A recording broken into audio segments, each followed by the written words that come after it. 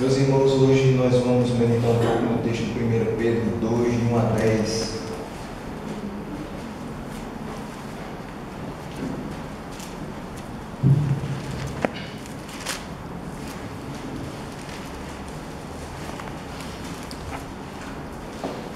E não somente nele, em alguns outros textos também, mas esse é o principal.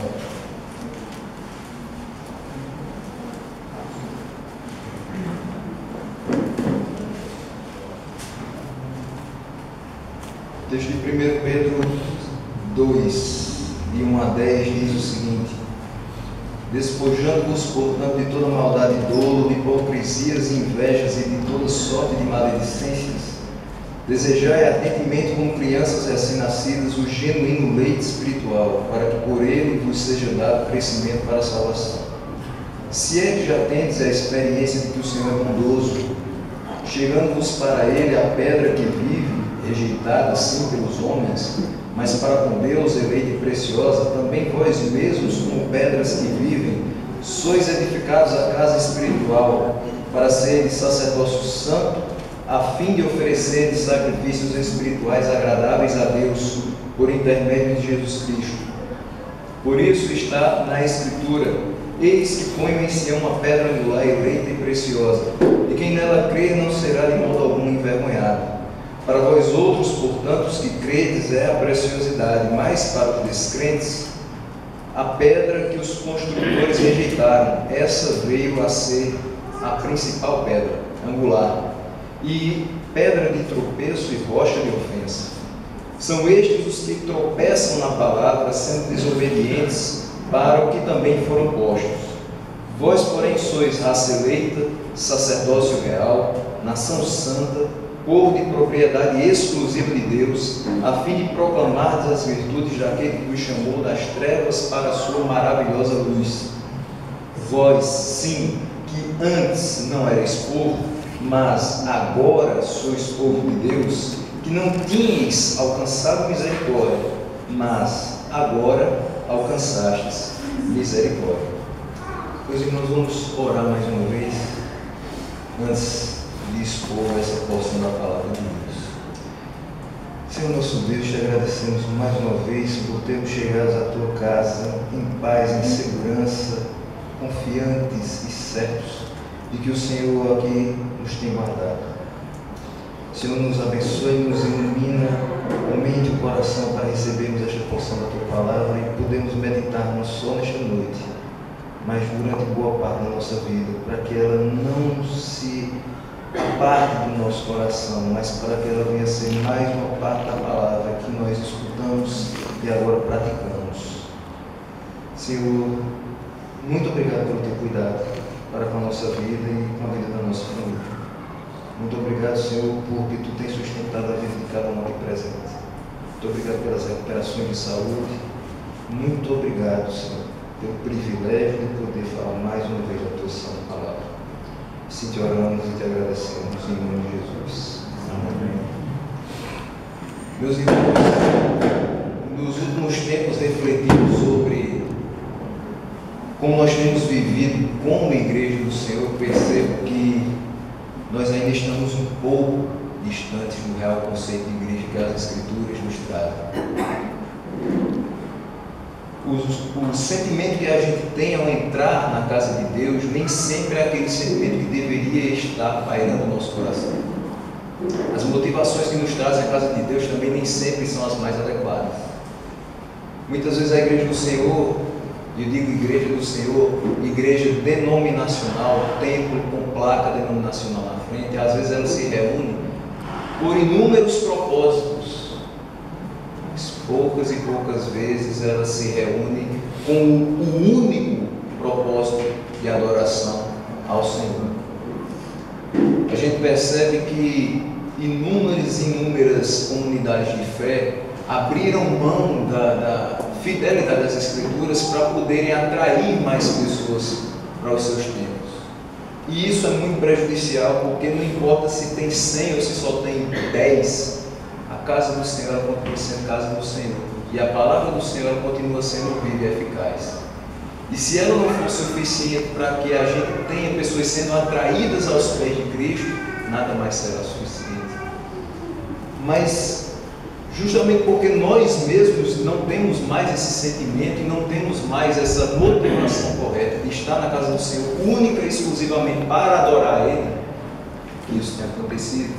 A gente perde de vista não somente que o culto é para adorar a Deus, que a casa do Senhor é para o seu serviço. A gente perde de vista que nós somos igreja. A gente perde de vista o que é a igreja. O texto de Romanos 8, 29, ele nos mostra que a igreja é um povo chamado para ser semelhante a Jesus Cristo. Vamos abrir esse texto de Romanos 8, 29. Ele diz o seguinte, dentro do bloco A Intercessão do Espírito, ele diz: porquanto aos que de antemão conheceu, também os predestinou para serem conformes à imagem de seu Filho, a fim de que ele seja o primogênito entre muitos irmãos. Então nós fomos predestinados para sermos conforme a imagem de Cristo. Nós somos o povo que foi chamado para ser parecido com Jesus. É isso que nos faz ser igreja. É isso que nos torna filhos de Deus. Mas será que com nossas atitudes nós temos tentado esse propósito? Ou temos sido bem-sucedidos nessa tarefa de sermos parecidos com o Filho de Deus, sermos conforme a sua imagem? Que tipo de igreja nós temos sido? E que tipo de igreja nós queremos ser a partir das nossas atitudes atuais e a partir daquilo que a gente vê na Escritura Sagrada como sendo o que a igreja deve ser? A resposta que você pode ter no seu coração, não sei, mas a resposta que a palavra de Deus nos aponta é que essa igreja, primeiramente, ela deve ser santa. Uma igreja santa. Nessa igreja nós vemos claramente os membros se esforçando para serem como Deus é. Serem santos como eu sou santo. Uma igreja que entende o seu papel não somente como comunidade de fé, como comunidade que professa Jesus Cristo como Senhor e Salvador, não somente professa a Bíblia como regra de fé e prática, mas alguém que entende, uma comunidade que entende o que a Bíblia traz para ela como conceito de igreja. Ela busca ser santa a todo momento, não somente nos domingos à noite, que é quando a maior parte da comunidade vem e está presente. Se temos culto numa quarta-feira e podemos estar presentes, devemos nos apresentar a Deus santos. Se temos culto ao sábado à noite e podemos estar presentes, continuemos santos. No domingo pela manhã e no domingo à noite, eu sei que muitas pessoas ainda colocam assim: é o dia que eu vou me consagrar porque é o dia do Senhor. Mas ele deve ser o reflexo de toda uma vivência com o Senhor. A gente não pode ser só crente da casa do Pai, mas a gente tem que viver aos pés do Pai. A igreja que é santa, ela vive aos pés do Pai. Ela se apresenta diante de Deus limpa de mente e de coração todos os dias. Uma igreja sem ruga, sem mácula, sem defeito. Uma igreja que busca agradar e glorificar a Deus em todos os seus intentos, não apenas em alguns. Uma igreja que busca se conformar com a palavra de Deus o tempo todo, para que não saia, não se desvie do caminho que foi proposto por Deus. Nessa igreja santa, o versículo 1 mostra algumas características que ela não pode ter e que ela vai se esforçar e pedir a Deus forças para que essas características não apareçam no seu dia a dia. Despojando-vos, portanto, de toda maldade, dolo, hipocrisias, invejas e toda sorte de maledicências. Há um desejo para que essas coisas elas passem muito longe da porta da igreja. Quando a igreja não decide ser santa, mas ela pede ao Senhor que a torne santa para glorificar o seu nome, porque Ele é santo e não podemos ser diferente disso. Há um desejo genuíno também pelo crescimento espiritual através do estudo e da prática da palavra de Deus. É muito bom termos uma igreja que estuda a palavra de Deus, mas de nada vai servir se essa mesma igreja não praticar a palavra de Deus. Não adianta ter muitas pessoas com conhecimento se esse conhecimento não se traduz em práticas cotidianas. Se esse conhecimento ele não é traduzido numa ação coerente no seu trabalho, na sua escola, na sua igreja, na sua casa, na rua, quando você é fechado, por exemplo, no trânsito, e você se refreia porque a sua boca não pode ser uma saída de palavras torpes, apenas saída de bênção. Há um desejo genuíno pelo leite espiritual que é a palavra de Deus, como diz o versículo 2, desejar ardentemente como crianças recém-nascidas o genuíno leite espiritual. O recém-nascido ele tem dificuldades de se desenvolver sem o leite da mãe, sem o leite materno. Por isso que quando ele tem a mínima condição de estar junto à mãe, os médicos levam para que ele tenha a primeira amamentação. É o seu alimento, é a sua fonte de vida. A igreja do Senhor, que pede a Deus que a mantenha santa, apesar de tudo que a gente vê no mundo, ela também precisa da palavra de Deus como seu alimento espiritual. Ela precisa da palavra e precisa de Deus para viver. Se assim não for, essa não é a igreja do Senhor.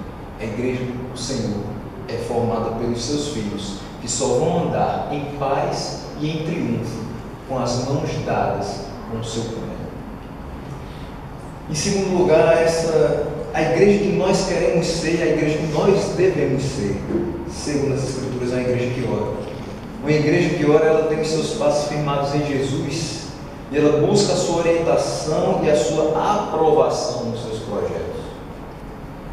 É muito interessante que às vezes a gente pensa inúmeras coisas para que a igreja possa se desenvolver, para que a igreja cresça, para que mais pessoas venham a conhecer a palavra de Deus, para que o trabalho de missões seja feito.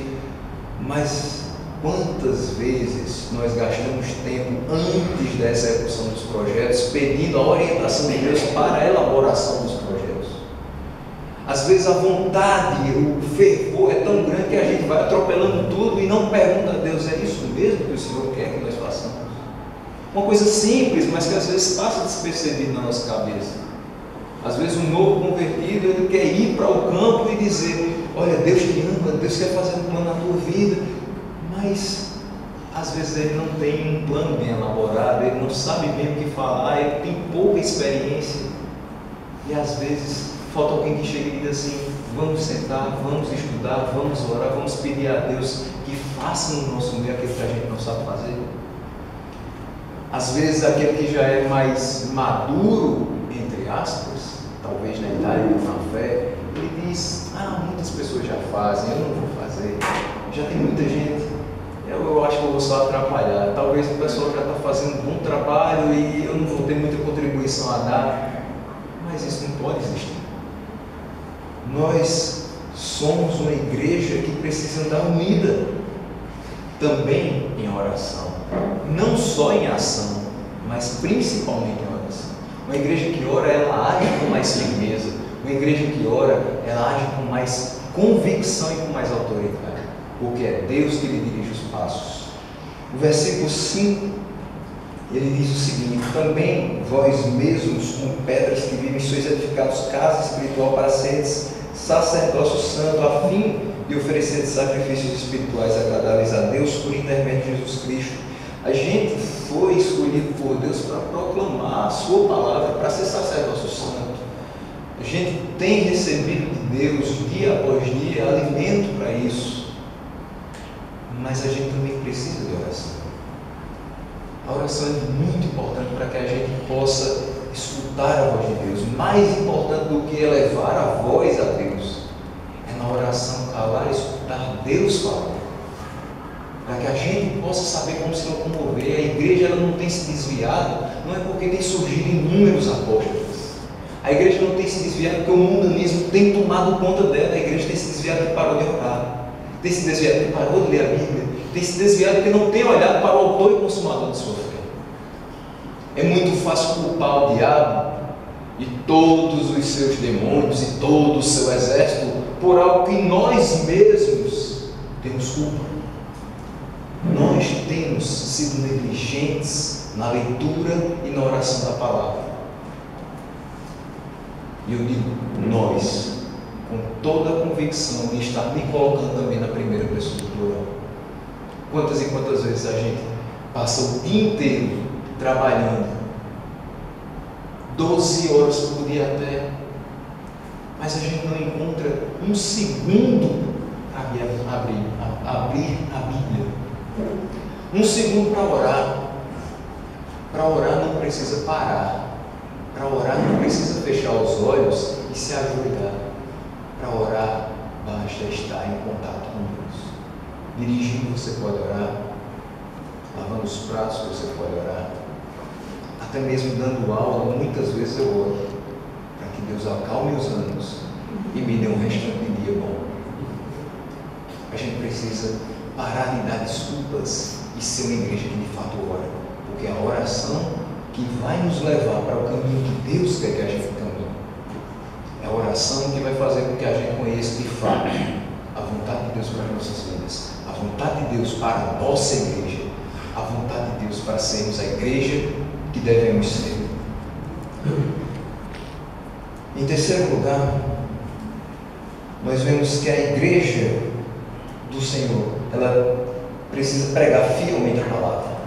Nós temos uma igreja que tem essa característica de pregar a palavra, de se esmerar na palavra de Deus, de se esmerar nos estudos, de se esmerar nas pregações, de ter como característica parar inúmeras e inúmeras vezes para estudar porções da palavra, como é o caso da escola dominical. Nós já estamos no livro de Jó. Mas nós somos uma igreja jovem, não só na idade, 3 anos e alguns meses de vida, 2 meses de vida, mas nós somos jovens como um conjunto. A nossa média de idade é muito pequena, a nossa experiência com Cristo também é um pouco pequena, porque nem todos aqui têm mais do que 5 anos de convertidos. Isso não é defeito, isso é apenas fruto de uma igreja que começou assim, começou com jovens, começou com pessoas sendo convertidas através de um trabalho, começou assim, inexperiente ainda, mas que vai caminhando com o Senhor e dando seus passos de progresso e crescimento espiritual. E é bem verdade que quando alguns de nós éramos crianças, não tivemos o privilégio de ser criados com essa cultura de ter uma escola dominical, de ter um curso bíblico, de ter um estudo bíblico nas nossas igrejas, do pai levar, de parar em casa para ter um culto doméstico. Nem todo mundo teve esse privilégio, mas isso não pode servir de desculpa para as próximas gerações. Nós temos crescido de forma diferente. Chegamos aos nossos 25, 30 anos já com uma cultura diferenciada de quando nós tínhamos 5, 10. Hoje a gente sabe que é importante estudar a palavra de Deus, parar um pouco e muitas vezes, desculpa a expressão, parar com a loucura do dia a dia e com a loucura de certas esferas gospel que nós temos hoje, que às vezes se preocupam tanto com louvorzão, com teatro, com isso, com aquilo outro, aí esquecem de parar um momento e dizer assim: vamos estudar a Bíblia durante um mês, no mesmo texto. O pastor já fez aqui com o texto de Tiago que a gente passou mais de 2 meses, quase 3 meses, estudando um livro só. Muita gente diria: não, só foi uma perda de tempo, vocês ficaram num livro só, enquanto a gente teve vários outros textos. Mas não, foi um ganho muito grande, porque agora a gente pode dizer o seguinte: a gente conhece Tiago, a gente sabe o que Tiago quis dizer com tudo aquilo, a gente sabe por que a língua em Tiago passa do capítulo 1 até o capítulo 5, por que é tão importante saber refreá-la, por que é tão importante a gente ler a palavra de Deus prestando atenção na pontuação, nas pausas, no que o autor quis dizer, no contexto histórico e tudo mais. Para as próximas gerações, a gente vai levar esse sentimento de que a igreja do Senhor precisa ser alimentada pela sua palavra dia após dia, que a gente precisa ter uma ênfase nos cultos que tem esse estudo da palavra. É interessante que o culto de oração ele deve ser inundado de oração. O que não quer dizer que ele não possa ter uma palavra. O culto dos jovens, ele geralmente ele tem uma característica diferente. A palavra é mais curta, o louvor é maior, às vezes tem alguns tipos de apresentações que não tem em outros cultos, mas isso não quer dizer que não tem palavra. A escola dominical, no momento que você escuta a palavra, você pergunta sobre a palavra, você cresce na palavra.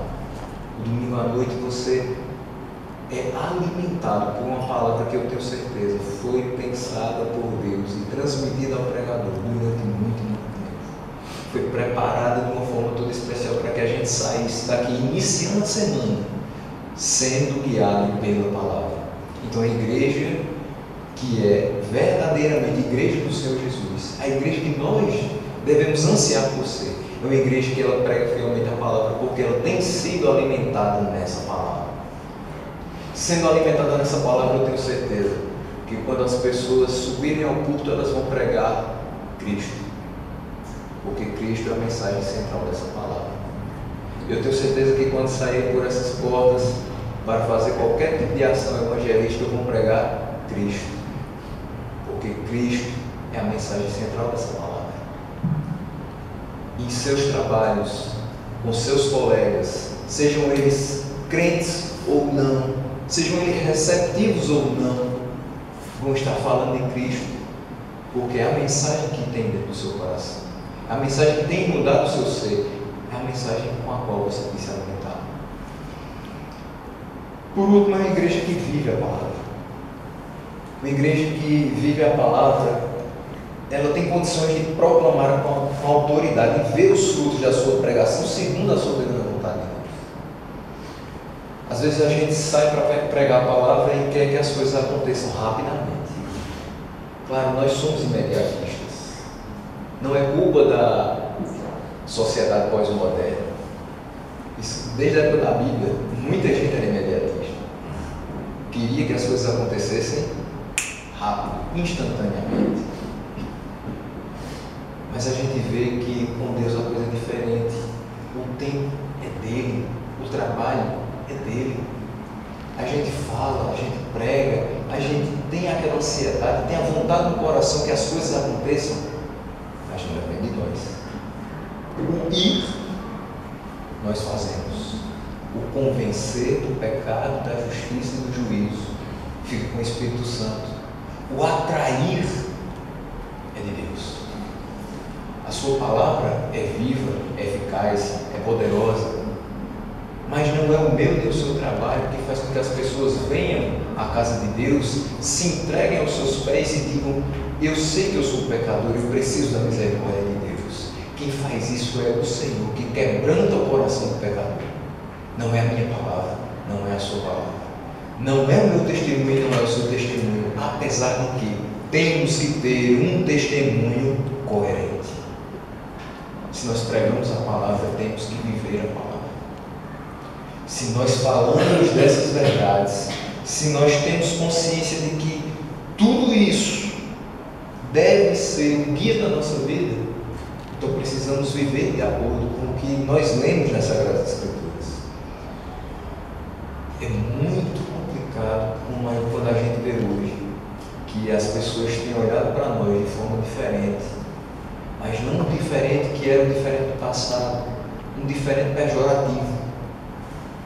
Antigamente era um crente que tinha até um certo respaldo dentro da sociedade, porque se você quisesse procurar uma pessoa honesta para trabalhar com você, você procurava um crente, porque o crente ele não rouba, porque a palavra de Deus diz: não furtarás. E aí, quando você precisava de uma pessoa para contar um segredo seu, para compartilhar alguma coisa do seu íntimo, você procurava um amigo seu crente, da faculdade, do colégio, do trabalho, seja de onde fosse, porque aquela pessoa, ela não ia falar mal contra você, não ia inventar nada contra você, porque não ia dizer falso testemunho, essa pessoa não ia mentir, iria falar a verdade para você, por mais dura que fosse, não iria iludir você, não iria ferir os seus sentimentos com palavras tolas. E cada dia mais a gente tem visto que o diferente que nós temos sido é praticamente igual ao que a gente vê por aí. É crente mentindo, é crente roubando. E aí eu não vou usar mais a palavra crente, eu vou dizer pessoas que frequentam a igreja mentindo, pessoas que frequentam a igreja roubando, pessoas que frequentam a igreja iludindo os outros com projetos falíveis, pessoas que frequentam a igreja enganando as pessoas na maior inocência que elas têm acerca de coisas que ela não conhece. E aí eu digo que a palavra de Deus ela serve para tanta coisa e muitos têm usado para coisas ilícitas. Ela serve para o ensino, ela serve para a correção, para a instrução na justiça, ela não serve para que a gente use para os nossos bens e interesses. É por isso que eu digo mais uma vez, nós precisamos viver a palavra, e eu digo por 3 motivos. Primeiramente, viver a palavra por Deus, para a sua glória. Porque a primeira coisa que a gente aprende, não somente quando a gente chega aqui na congregação na Zona Sul, e não somente quando a gente chega numa igreja reformada, mas quando a gente lê a palavra de Deus, que a gente vive e foi criado para a sua glória. O fim do homem é glorificar a Deus e gozá-lo para sempre. Como é que ele vai se alegrar comigo se eu não viver da maneira que ele quer que eu viva? Ah, mas é a vontade dele, eu tenho a minha vontade. Será mesmo que você tem a sua vontade? Deus foi quem te criou, Deus é o teu dono, Deus é o teu governador, Deus é quem tem controle sobre os céus e a terra, e tudo que há em cima dos céus e abaixo da terra, e tudo que nela há. Se você acha realmente que você tem ainda alguma vontade para exercer, você está redondamente enganado. A vontade de Deus que você tem que cumprir na terra, porque foi assim que Ele determinou. Ah, mas isso é tirania. Não, isso é soberania do Senhor. Viver a palavra de Deus por mim também, porque eu sou filho dele, e todo filho obedece ao seu pai, ou pelo menos assim deve ser.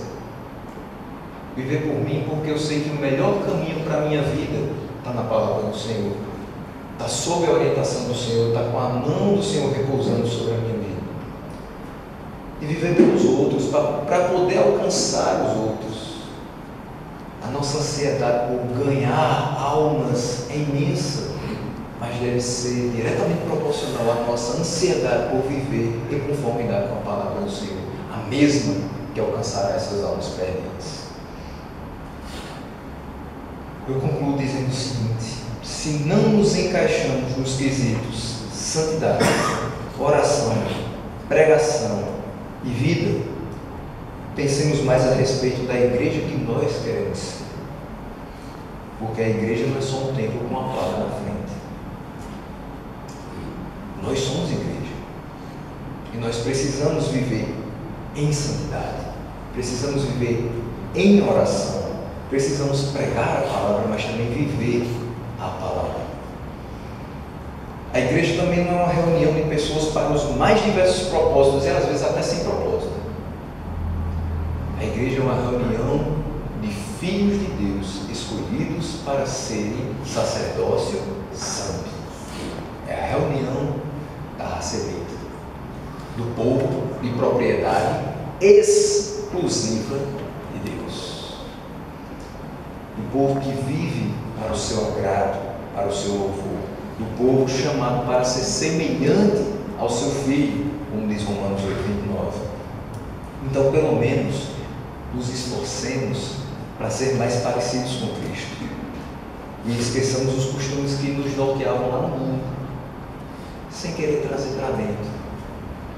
Vamos cada vez mais manter a igreja pura, como diz Nicodemos, e que todos os mecanismos que a palavra nos apresenta possam ser utilizados, mas principalmente que a nossa vida seja marcada por leitura e prática da Bíblia, oração, orientação divina, uma vida marcada por santidade e por ação que vai glorificar a Deus, que vai elevar o seu santo nome e que vai mostrar que nós realmente somos diferentes, que nós realmente somos a igreja do Senhor Jesus Cristo aqui na terra, e que Ele nos abençoe. Amém.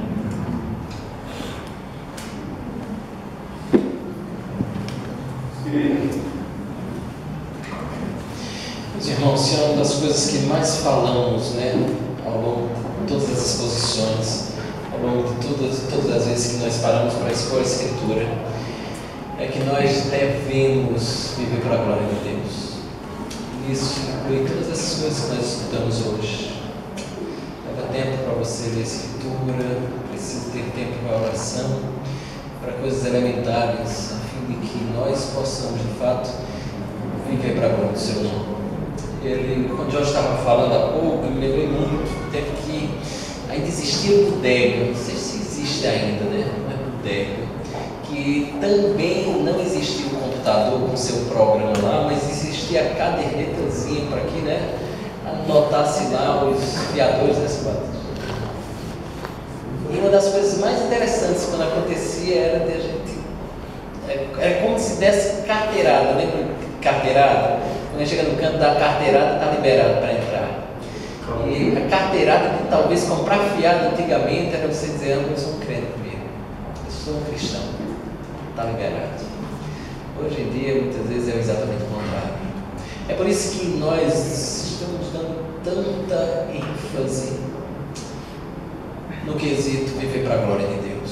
E viver para a glória de Deus em todas as áreas. Não é simplesmente viver para a glória de Deus na igreja, mas é viver para a glória de Deus. E eu acho que um dos momentos mais que nós podemos expressar que vivemos para a glória de Deus é naquelas situações delicadas no trabalho, situações delicadas na faculdade, situações delicadas em casa.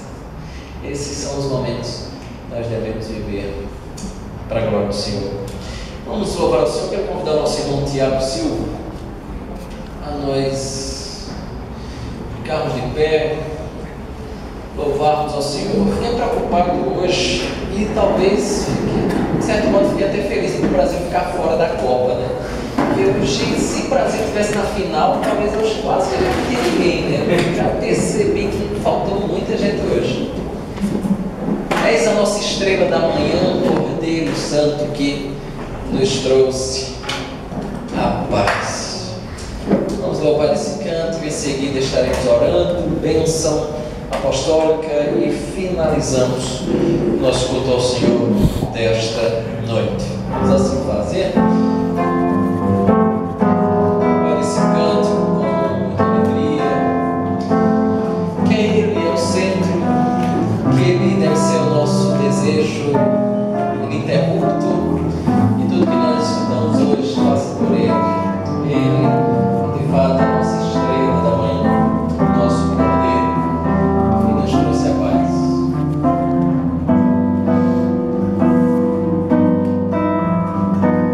És a nossa estrela da manhã, Cordeiro Santo que nos trouxe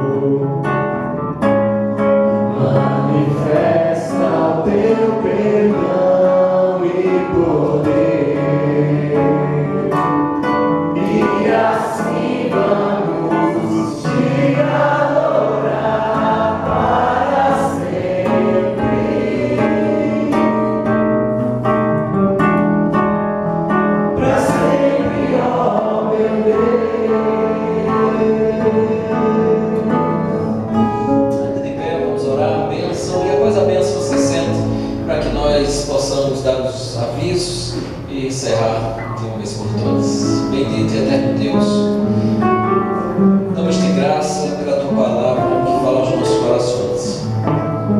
Ajuda-nos a sermos a igreja que o Senhor nos chamou a ser. Ser a igreja que ama a tua palavra, que ama buscar o Senhor.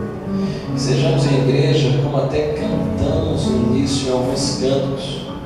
Aquela canção em espírito e verdade, e no fim ela diz: onde flui o amor. E muitas vezes é exatamente o contrário que tem acontecido. Imperceptivelmente cantamos às vezes aquilo que nem ocorre. Não é que a canção está errada. Quem está errada, ou o que está errada, é a nossa atitude. É porque sim, aqui é o lugar onde deve fluir o amor. Mas muitas vezes o que acontece é exatamente o que diz no verso 1 e verso 2 do capítulo 2 de 1 Pedro. Não é amor, mas hipocrisia muitas vezes. Senhor, dá graça para que nós sejamos como Tu queres, para que sejamos santos, para que de fato exista amor em nosso coração, harmonia e comunhão. Ao mesmo tempo, ó Deus, nos dê graça suficiente para entender que nós de fato não somos perfeitos. Nós devemos correr a carreira fixos no autor e consumador da nossa fé. Ajuda-nos nessa tarefa, Senhor, porque sempre esse deve ser o nosso intuito. Dá graça para a Tua igreja, dá graça para a nossa igreja, para essa comunidade viver de maneira santa, viver da maneira que Te agrade, porque vivendo como Te agrada, haveremos de ser uma igreja fiel ao Senhor.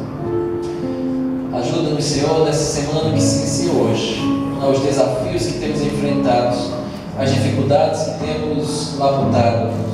Dá graça na nossa faculdade, nos nossos estudos, ser conosco dentro da nossa casa, no nosso lar, fazendo com que possamos agir de maneira correta dentro da nossa família, como marido, como mulher, como pais, como filhos, para que a nossa casa seja uma bênção de verdade, como estudamos ao longo do mês de junho e nesse de julho. Senhor, ajuda-nos no nosso trabalho, seja como patrão, seja como empregado. Ajuda-nos nas decisões que haveremos de tomar. Dá-nos sabedoria a lidar com cada dificuldade, com cada companheiro de trabalho que temos. Ao mesmo tempo, te rogamos, como igreja, ajuda essa igreja a fazer o que te agrada, a fazer o que tu queres, Senhor. Nos cultos, no trabalho de evangelismo que ocorre na sexta, no culto do sábado, na escola bíblica dominical, ao grupo de louvor, nos trabalhos sociais, Senhor, no departamento infantil, todos os aspectos, ó Deus, ajuda essa igreja, a ser uma igreja que glorifique de fato o Teu nome. Leve a sério a Tua obra, o Teu reino. Senhor, leva-nos em paz para os nossos lares, nos guarda, nos dirige em tudo, nos livra de todo mal. Muito obrigado, porque até aqui podemos dizer, como a Tua palavra nos informa, nos ajudou, Senhor. Em Cristo assim Te oramos e agradecemos. Amém.